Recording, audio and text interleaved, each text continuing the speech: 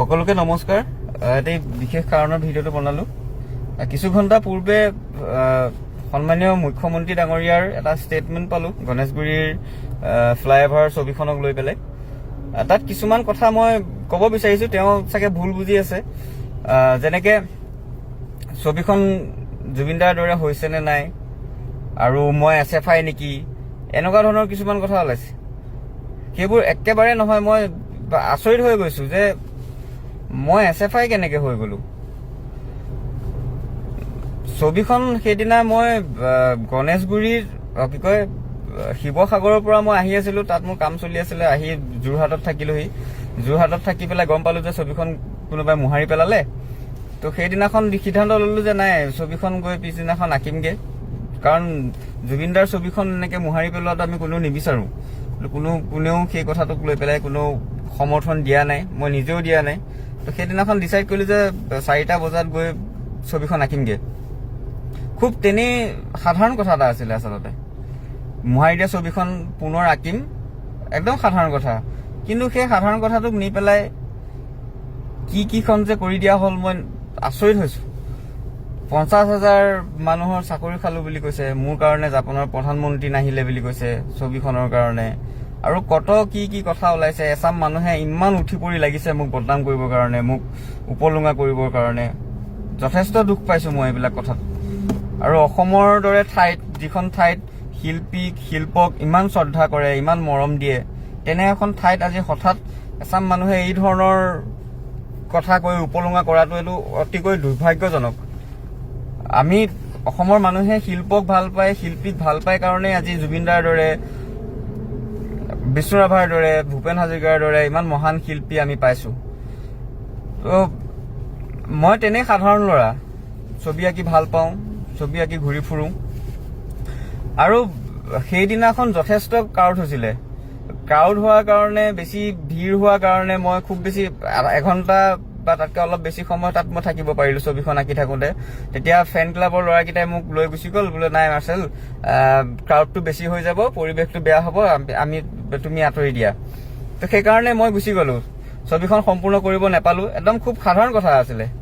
সেই কথাটোক লৈ পেলাই ইমান মোক কি সজাই দিয়া নাই, ৰঙৰ মিস্ত্ৰী বুলি কৈ পেলাই অপলুঙা কৰিলে। আৰু এই কথাটো মই ৰঙৰ মিস্ত্ৰীৰ ক্ষেত্ৰত মই এটা কথা ক'ব বিচাৰিছো যে তেওঁ ৰঙৰ মিস্ত্ৰীয়ে হওক বা হাজিৰা কৰক বা ৰিক্সা চালকে হওক, তেওঁ সৰু কাম কৰে বুলি যিটো উপলুঙা কৰাৰ যিটো মেণ্টেলিটি, এই মেণ্টেলিটিটোক মই তীব্ৰ গৰিহণা দিছো। আৰু মই নিজকে ৰং মিস্ত্ৰী বুলি ক'বলৈ লাজ নকৰো। মোৰ ৰং মিস্ত্ৰী বুলি ক'লেও মোৰ কোনো সমস্যা নাই। কিন্তু সৰু কাম কৰিছে বুলি যিটো ঠাট্টা কৰা যিটো মেণ্টেলিটি, এই মেণ্টেলিটিটোক মই তীব্ৰ গৰিহণা জনাইছো। এনেকুৱা মানসিকতা থাকিব নাপায়। আৰু মই এটা কথা কওঁ যে আমাৰ সন্মানীয় মুখ্যমন্ত্ৰী ডাঙৰীয়াক মই ক'ব বিচাৰিছো, আপুনি মোক ভুলকে বুজি আছে। মই কোনো SFI নহয়।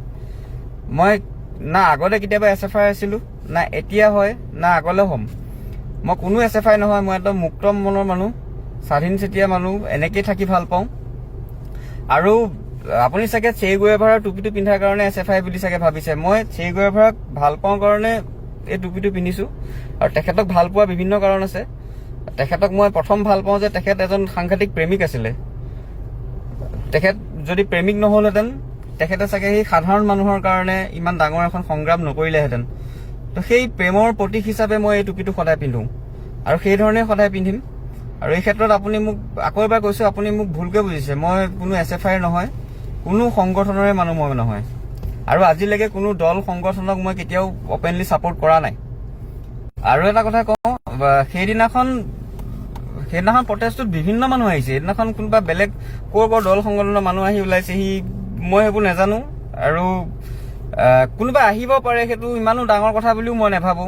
কোনোবা কংগ্ৰেছৰ মানুহ আহিব পাৰে, বিজেপি মানুহো আহিব পাৰে, AJP আহিব পাৰে, কাৰণ জুবিন দাক সকলো মানুহে ভাল পায়।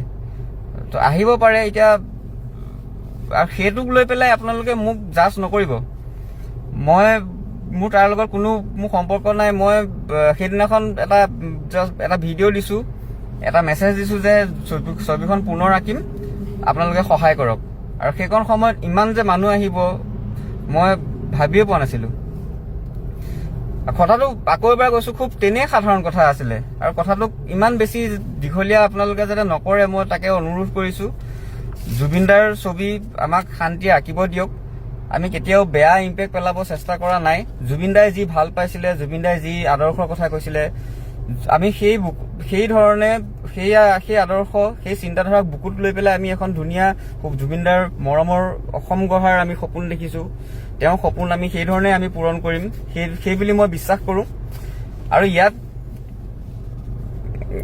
মোৰ ক'ব লগা সিমানেই আৰু ভৰলুৰ কথাটো মই এটা ক'ব খুজিম যে ভৰলুৰ কথাটো তেনেই সাধাৰণ আছিলে যে গছ কাটিছে, গছৰ কাৰণে প্ৰতিবাদ, গছ নেকাটিব বুলি প্ৰতিবাদ কৰিছো। আৰু তাতো বিভিন্ন মানুহ আহিছিলে, ইয়াত যেনেকে মানুহ আহিছে তাতো তেনেকে মানুহ আহিছে। আৰু জুবিনদা নিজেও দীঘলী পুখুৰীত আহিছিলে গছ কটাৰ বিৰোধ কৰিবলৈ। আৰু গছ কটাটো কোনো মানুহে ভাল নাপায়, ময়ো তাক সমৰ্থন কেতিয়াও নজনাও। গতিকে এইটো খুব সাধাৰণ কথা আছিলে। মই বুজি নাপাওঁ কথাবোৰ নি পেলাই ক'ত পোৱাইগে, কি কৰি দিয়েগে, আচৰিত লাগিছে। আকৌ এবাৰ কৈছো যে আপুনি মোক ভুল বুজি আছে। মই কোনো SFI নহয়, কোনো দল সংগঠনৰ লগত মোৰ কোনো সম্পৰ্ক নাই।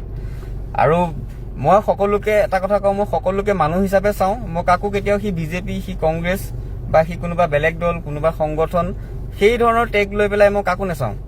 আৰু ঠিক তেনেকে মোৰ লগত বিজেপি মানুহো মোৰ আপোন মানুহ আছে, মোৰ লগৰ বহুত ভাল বন্ধু বিজেপিতো আছে, কংগ্ৰেছত আছে, বিভিন্ন দল সংগঠনত আছে।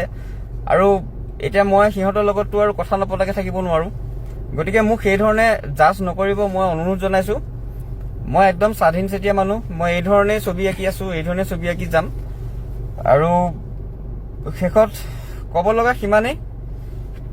জয় আই অসম, জয় জুবিনদা।